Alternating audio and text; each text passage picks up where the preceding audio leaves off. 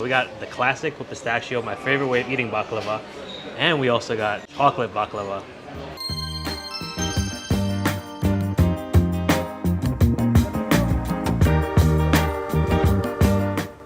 First stop on our tour around Karakuri. Fish wrap. Look at this good. Wow. Looks amazing. All the spices is in here. Lettuce, pepper, tomato, onions, cucumber, and then the grilled fish, which was grilled over charcoal. So a specialty here in Karakuri is the balik durum. Balik durum is fish wrap. So unlike the balik ekmek that has the thicker bread, this actually has a really thin wrap that they put the fish in, which is really nice because you actually get more of the taste of the fish. Well, let's take a bite.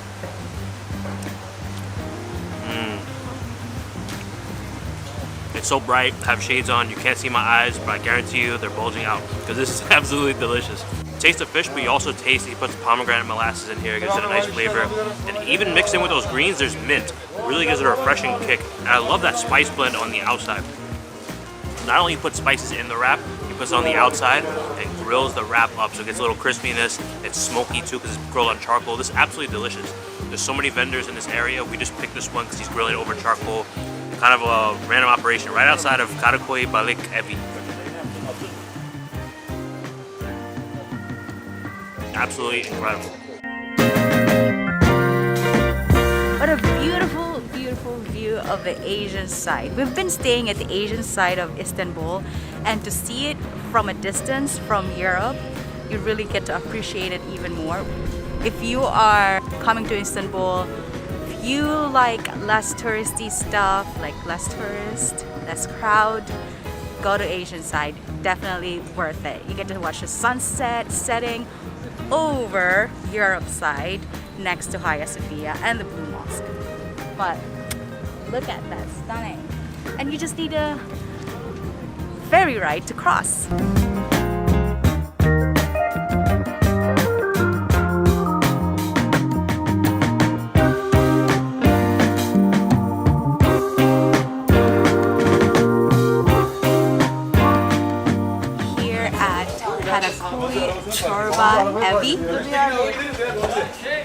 Which literally translates to Karakuri soup house. Now, even though it's very hot outside, we love this soup. I'm having his sour soup, which is vegan, and Greg is having something that's lamb.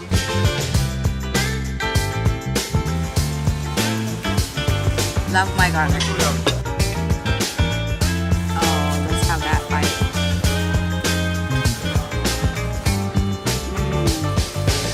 Got here the kel pasha. Now sometimes this soup can be used with sheep head or veal head or different offal. Like in this case, on the menu they say it's veal trotter, so like the foot. And the soup is very creamy, almost milky. Look at that color. I'm gonna try it first.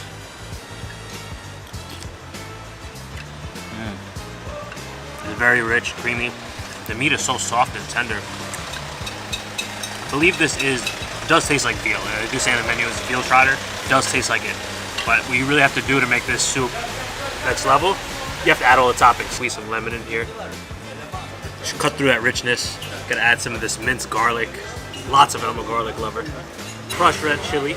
I've noticed here the red chili here in Turkey is a little bit salty and not as spicy as what I'm accustomed to seeing in Thailand or really other spicy countries, but I like that because it doesn't overwhelm. Just gonna put everything in here. Oregano, dried mint. We got it all.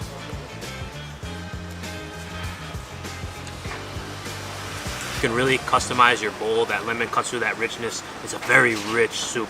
I've actually heard that this soup is, people like to have this after a night of drinking. It's supposed to be a real hangover buster, and I can totally see why. Especially I can imagine it's on a really cold night. But even on a hot day like this, it's quite delicious.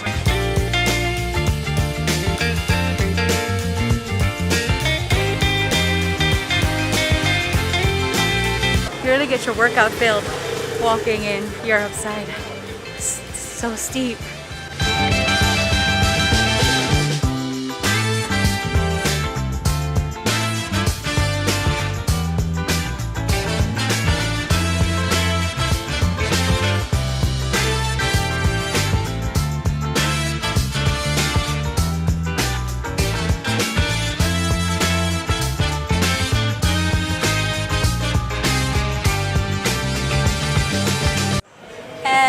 part of the episode where you buy us a coffee, we do the walking and mostly the drinking, thanks to you down here below for making this even more possible. Now, help us support more local shops like this one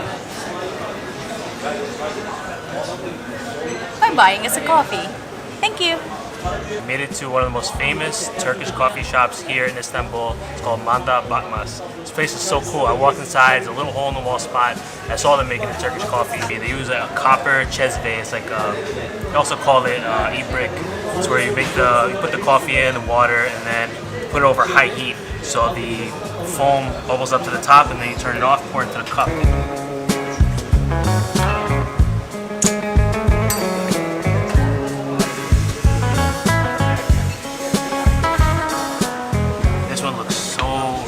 Look at that. It's not even really like a foam, it's just like looks very thick and muddy, like, oh, it smells amazing. Whoa. This one's really finely ground and very strong flavor. Like, nice pleasant bitterness to it. Kind of a unique flavor to other Turkish coffees I've tried. It's very good. Definitely see why this is known as one of the best in Istanbul. I happen to agree, at least so far. What I also love about the shop, it's located here in Beyoğlu, a little north of Karaköy, and like a little side alleyway. It's off of the main Istiklal Caddesi. It's on that little side road. It's really cool. Like, they have all this outdoor, low wooden tables, low wooden stools. That's become a thing here, I noticed, with coffee and tea shops. And I'm all for it. I love it. It's a great shop.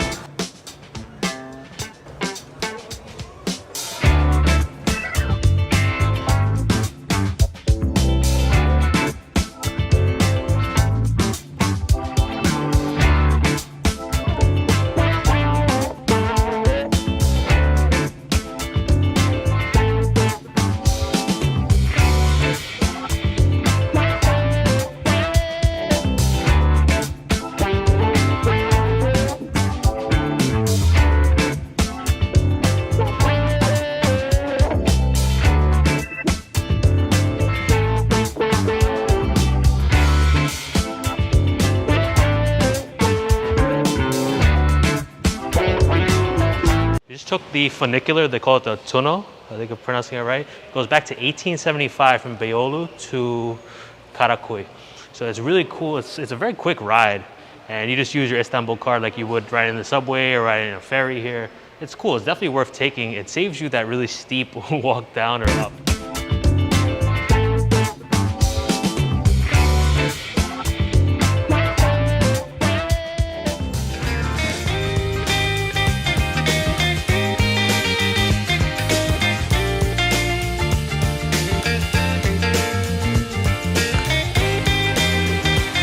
In Istanbul, we just can't get enough of midye dolma. It's become one of our favorite foods in the whole city. They're not nicely presented there. They look beautiful. Really fat chunks of muscle, stuff with that rice. And when like at first glance, it doesn't look like it's overfilled with the rice, which is nice. I'm really excited to try it. Try it first without lemon, just pure.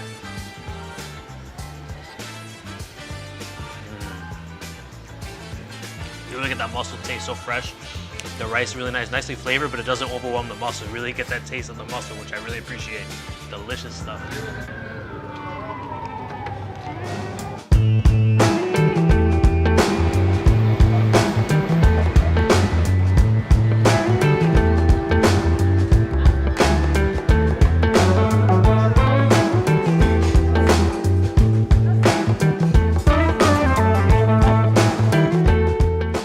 Come to Karaköy and not stop at the most famous baklava shop in all of Istanbul, at least from what we've read.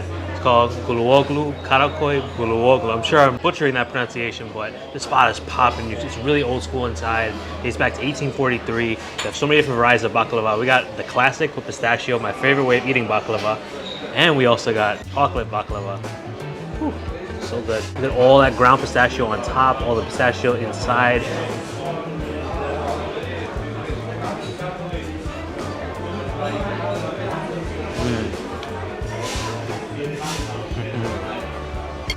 That is just a sinful bite of baklava right there. Oh my god. It's sweet, it's quite buttery too, but it balanced it well. I don't think it's overly sweet like some baklava can be, but it is absolutely delicious. There's a lot of generous amount of pistachio in there. But I'm really curious about this chocolate.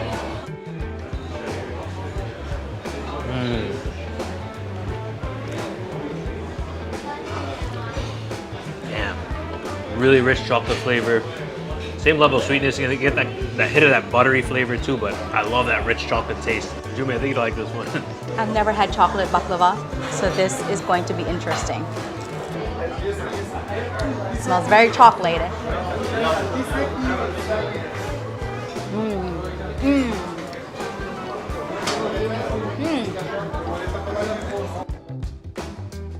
These two, it melts in your mouth. It's so chewy. You can taste the pistachio, and in chocolate, you can really taste the chocolate. It's also, I think they use dark chocolate, but mixed with the honey, it's delightful, glorious.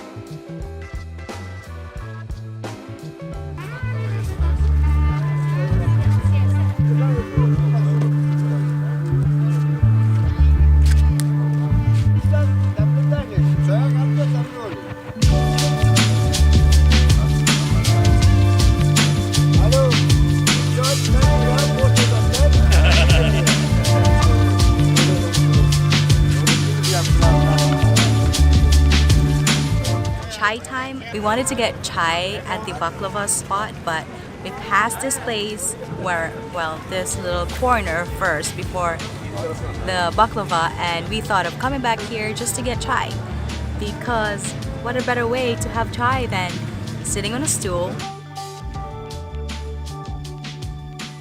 facing the Bosphorus Sea with the sun setting in the background. Well, you can't really see the sunset here.